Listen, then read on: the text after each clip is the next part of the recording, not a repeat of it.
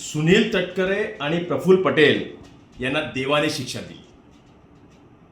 बघा, एवढ्या मोठ्या राष्ट्रवादी काँग्रेस पक्षाच्या महाराष्ट्राचे प्रांताध्यक्ष आणि राष्ट्रवादी काँग्रेस पक्षाचे राष्ट्रीय कार्याध्यक्ष यांना राष्ट्रीय कार्यकारिणीच्या सूचीमधनं वगळण्यात आलं. हे काय? तर हे तुमचं पाप.